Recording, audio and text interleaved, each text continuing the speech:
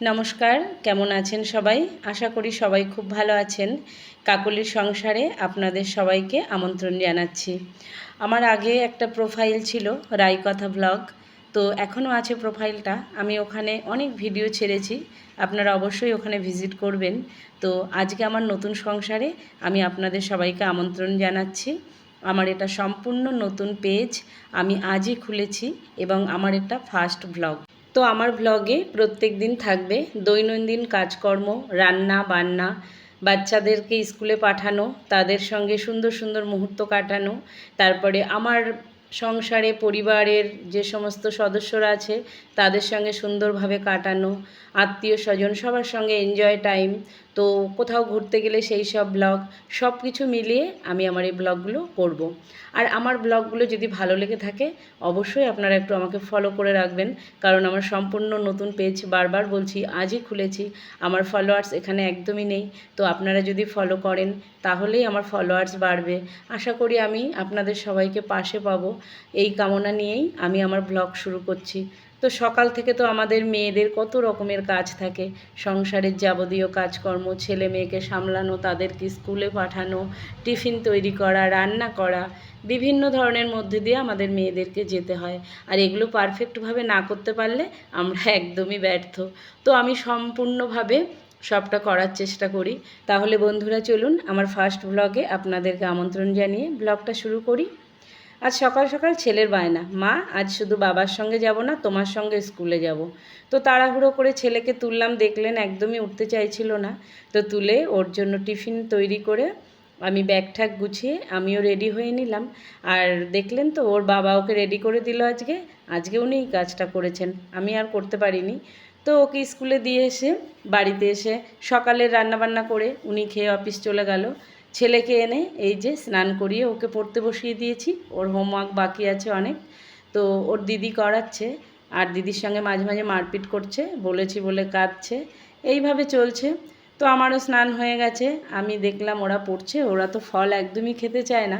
তো এই টাইমে একটু ওদের ফল কেটে দিই, তেমন কিছু দিইনি, একটু কলা আর একটু আঙুর ছিল, ওটাই ওদের দিলাম। মেয়ে তো একটুও খাবে না, ছেলেই একটু খাবে। তো আমি তাড়াহুড়ো করে ওদের ওটা দিয়ে রান্না করতে যাব। এমন সময় মেয়ের বায়না, মা একটা হেয়ার প্যাক বানিয়ে দিয়েছি, তুমি আমার মাথায় একটু লাগিয়ে দাও। বলুন তো দেখি, 12:30 বাজে, বাবা এখনই স্নান করে খাবে। ওর দাদু মানে খুব তাড়াতাড়ি বাবা খেয়ে নেয়। তো আমি তাড়াতাড়ি করে রান্না করতে যাব, তার মধ্যে মেয়ে এই হেয়ার প্যাক নিয়ে বসিয়ে দিল। তো আমি সিঁড়িতে বসে ওর মাথায় এগুলো লাগাচ্ছিলাম আর বকছিলাম যে তোরা এমনি কিছুই খাবি না, ফল খাবি না, সবজি খাবি না, দুধ খাবি না, আর উপর থেকে এগুলো লাগিয়ে কিচ্ছু হবে না। ওর বাবাও দিনরাত বকাবকি করে। আর কি করব, ছেলে মেয়ে এখনকার জানেনই তো, কারোর কথাই শোনে না ওরা, খাওয়া দাওয়ার দিক থেকে বিশেষ করে। ওরা পুষ্টিকর খাবার একদমই খাবে না। যত ধরনের ফাস্ট ফুড আছে ওদের দেবেন, দেখবেন ওরা কোনো কথা বলবে না, চুপচাপ শান্ত মনে খেয়ে নেবে। এখনকার বাচ্চাদের এইটাই প্রবলেম, একদমই সবজি খেতে চায় না। তো আমিও ওরকম অনেক কিছু চিন্তা ভাবনা করে করে, যাতে ওরা বুঝতে না পারে, সেই রকম সবজির অনেক রেসিপি ওদের খাইয়ে দিই বানিয়ে। তো সেগুলো আমি আপনাদের সঙ্গে আস্তে আস্তে শেয়ার করব। তো এই যে এগুলো মাথায় লাগাচ্ছি আর বলছি বলে ও চুপ করে বসে আছে, আর কোনো কথা বলছে না। এখন বলছে আগে মা লাগিয়ে দিক, উঠতে পারলে বাঁচি আর কি। আমার গলাটা একদমই ড্যামেজ হয়ে গেছে, মানে ঠান্ডা লেগে বসে গেছে। সেই যে বাপের বাড়ি গেছিলাম কীর্তনে, সেখান থেকেই গলাটা বসে গেছে, আর ঠিক হচ্ছে না। কী জানি আর ঠিক হবে কি না, আর গান করতে পারবো কি না। আমার তো গান করতে ভীষণ ভালো লাগে, ভেবেছিলাম আজকে একটা গান গেয়ে আমি আপনাদের শোনাবো, কিন্তু হলো না, জানেন তো, গলাটা এমন বসে গেছে কিছুই করতে পারলাম না। ব্যাস, মেয়ের হেয়ার প্যাকটাও লাগানো হয়ে গেছে। চলুন তাহলে এবার আমার রান্নাঘরে রান্নাটা করে নিই। আজ আমার ফার্স্ট ভ্লগের ফার্স্ট রান্না হবে ছোলার ডালের ধোকার ডালনা। এটা বাঙালিদের অত্যন্ত প্রিয় একটা রেসিপি, নিরামিষ আমিষ সব পদেই এটা ভালো লাগে। তো আমি আজকে সম্পূর্ণ নিরামিষভাবে এই ধোকার ডালনাটা করে দেখাবো। তো অনেকে ধোকা কিনে রান্না করেন, তো তাদের বলবো ছোলার ডালটা ওভারনাইট ভিজিয়ে রাখবেন। আর যদি ওভারনাইট না ভিজিয়ে রাখতে পারেন, আমি যেমন 4-5 ঘন্টা আগে ভিজিয়ে রেখেছিলাম, ওইভাবে ভিজিয়ে রেখে একটা মিক্সির বোলে ভালো করে ডালটা এইভাবে স্মুথভাবে গ্রাইন্ড করে নেবেন। আর একটু দানা দানা থাকলেও অসুবিধা নেই, কারণ এটা কড়াইতে অনেকক্ষণ ধরে নাড়তে হবে। তো কড়াইটা গরম করে ওর মধ্যে আমি সর্ষের তেল দিয়ে দিয়েছি, আর সাদা মৌরি, কালো জিরে আর একটুখানি হিং ফোড়ন দিয়েছি। দিয়ে এবার রঙের জন্য আমি এতে একটু হলুদ দিয়ে দেবো। হলুদটা দিয়ে ভালো করে একটু খুন্তি দিয়ে নেড়ে আমি ওই বেটে রাখা ছোলার ডালটা ওর মধ্যে দিয়ে দেবো। দিয়ে অনেকক্ষণ ধরে নাড়তে থাকবো এইভাবে, নাড়তে নাড়তে যতক্ষণ না কড়াইয়ের থেকে ছাড়বে ডালটা ততক্ষণ আমি এইভাবে নেড়ে যাব। আর সুন্দর একটা ফ্লেভার, গন্ধটা এত সুন্দর বেরিয়েছে, মানে ওই যে একটু হিং দিয়েছি, মৌরি দিয়েছি, আর ওটা ওইদিকে হতে থাকছে, আমি মাঝে মাঝে নেড়ে দিচ্ছি। আর একটা স্টিলের থালায় আমি একটু তেল ব্রাশ করে নিয়েছি, আমার ব্রাশ নেই তাই হাতে করে লাগিয়ে নিলাম। আপনাদের ব্রাশ থাকলে অবশ্যই ব্রাশে করে ব্রাশ করে নেবেন। ডালের স্ট্রাকচারটা আমার একদম রেডি হয়ে গেছিলো। তেল মাখানো থালায় আমি ওটা ঢেলে নিয়েছি, নিয়ে খুন্তির সাহায্যে ভালো করে চেপে চেপে থালার সঙ্গে লাগিয়ে দিয়েছি। দেখুন 10 মিনিট পরে আমি দেখাচ্ছি কেটে, আমি হাতে করে দেখলাম একদম সুন্দর এঁটে গেছে। তো 10 মিনিট পরে আমি ওটা কেটে দেখাবো। তার মধ্যে একটা মশলা করে নিই। আমি যেহেতু নিরামিষ রান্না করব, তাই কয়েক টুকরো আদা, একটা গোটা টমেটো কেটে নিয়েছি, আর কয়েকটা কাজু দিয়েছি। যেহেতু নিরামিষ রান্না, তো কাজুটা আমি সবসময় নিরামিষ রান্নায় ইউজ করে থাকি। আর দিয়েছি 2 চামচ জিরের গুঁড়ো, দিয়ে মশলাটা সুন্দর একটা পেস্ট বানিয়ে রেখে দিয়েছি। আর শুকনো লঙ্কার গুঁড়ো, কাশ্মীরি রেড চিলি পাউডার, ওটা আমি রান্নার সময় অ্যাড করব। আপনারা দেখতে থাকুন, রান্নাটা খুবই সহজ পদ্ধতিতে আমি দেখিয়েছি। আর 10 মিনিট পরে দেখুন আমার এই ধোকাটা এত সুন্দর হয়ে গেছে। আমি ছুরির সাহায্যে এইভাবে কেটে নিচ্ছি। একটা সাইড থেকে কাটবেন ছোট ছোট করে, আর আপনি যেরকম শেপ আপনার পছন্দ সেই রকমভাবে শেপ করবেন। আমার এই শেপটা পছন্দ হয়েছে, মানে 4 কোণা কিন্তু ত্রিকোণ। আপনারা এই শেপেও কাটতে পারেন, আবার মানে চৌকো চৌকোও কাটতে পারেন। তো আমি এই ডিজাইনটা আমার খুব পছন্দ, তাই আমি এইভাবে কেটেছি। কাটার পরে একটা ছুরি বা চামচের সাহায্যে আস্তে আস্তে আপনারা তুলে নেবেন। এটা দেখুন আমি তুলে নিচ্ছি, কি ইজিলি উঠে যাচ্ছে না। এটাও একটা টিপস, জানেন তো, থালায় যদি আপনি ওইভাবে তেল লাগিয়ে না দিতেন তাহলে এইভাবে উঠতো না, একটু অসুবিধা হতো। তো যেহেতু তেলটা লাগানো ছিল, তাই দেখুন কি সুন্দরভাবে উঠে যাচ্ছে।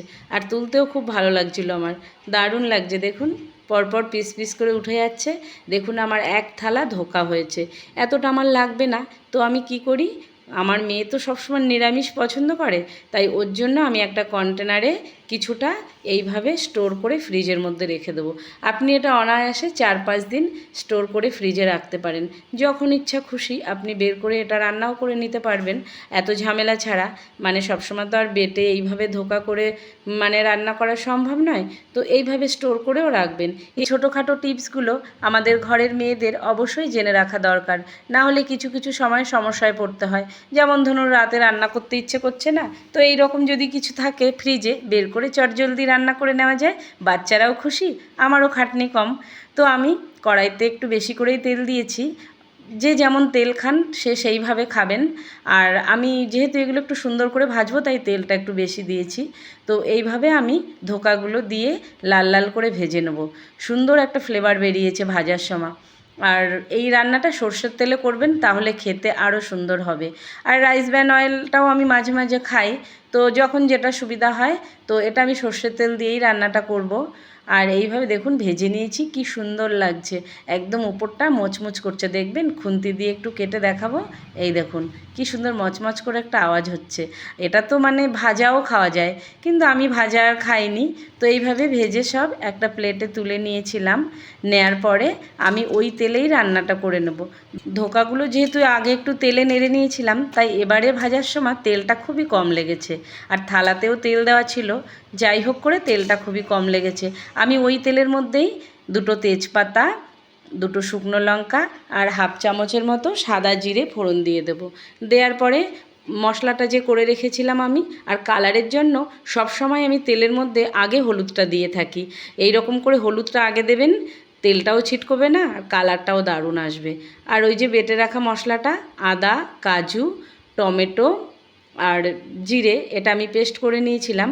নেয়ার পরে শুকনো লঙ্কার গুঁড়ো, কাশ্মীরি রেড চিলি পাউডার আর নুন দিয়ে আমি মশলাটা ভালো করে কষিয়ে, আলুটা আজকে আমি আর আলাদা করে ভেজে নিইনি, ওই মশলার মধ্যেই আমি কাঁচা আলুটা দিয়ে এইভাবে ঢেকে ঢেকে একটু কষিয়ে নেব। দেখুন আলুটাও কি সুন্দর সিদ্ধ হয়ে ভাজা ভাজা হয়ে গেছে মশলার সঙ্গে। মশলার যখন তেলটা ছেড়ে কালারটা লাল হয়ে আসবে, তখন পরিমাণ মতো ওতে গরম জল দিয়ে দিয়েছিলাম। দেওয়ার পরেই দেখুন কী সুন্দর ফুটছে। তখন আমি ধোকাগুলো দিয়ে দেবো। ধোকাগুলো না তরকারি হওয়ার একটু আগে দিতে হবে। আমি না প্রথমের দিকে বুঝতে পারিনি, একটু তাড়াতাড়ি দিয়ে ফেলেছিলাম বলে আমার ধোকাগুলো একটু বেশি নরম হয়ে গেছিলো। তো ভালোই লেগেছিলো খেতে। তারপরে নামানোর আগে গরম মশলার গুঁড়ো আর হাফ চামচ ঘি দিয়ে ভালো করে মিশিয়ে আমি ওই গরম ওভেনের উপরে কিছুক্ষণ তরকারিটা ঢেকে রেখেছিলাম। আমি সব তরকারি এইভাবে ঢেকে রাখি, তেলটা ছেড়ে দেয় আর তরকারির কালারটাও দারুণ এসছে। দেখুন কি সুন্দর লাগছে দেখতে। আমি এই যে ভাতটা এইভাবে গুছিয়ে সার্ভ করে দিচ্ছি। আমার একটু গুছিয়ে সার্ভ করতে সবসময় খুব ভালো লাগে। একটু খেয়াল করলে বুঝতে পারবেন আমার রান্নার মধ্যে অনেক রকমের টিপস আছে, যেগুলো রান্নাঘরে মেয়েদের খুবই কাজে লাগে। তো দুপুরবেলা খাবারটা সার্ভ করে দিলাম আমি সবাইকে। আর সবসময় দেখবেন পেঁয়াজ রসুনের রান্না ভালো লাগে না, একটু ঘি গরম মশলার ফ্লেভারটা দিয়ে বেশি সুন্দর লাগে। তো আমার নতুন ব্লগ কেমন হয়েছে অবশ্যই আপনারা কমেন্ট করে জানাবেন। আর ভালো লাগলে অবশ্যই একটা লাইক করতে ভুলবেন না। আর প্লিজ আমার পেজটাকে একটু ফলো করে দেবেন, দিয়ে আমার পাশে থাকবেন। আজকের মতন বিদায় নিচ্ছি, আরও একটি ব্লগ নিয়ে আসছি খুব তাড়াতাড়ি। টাটা।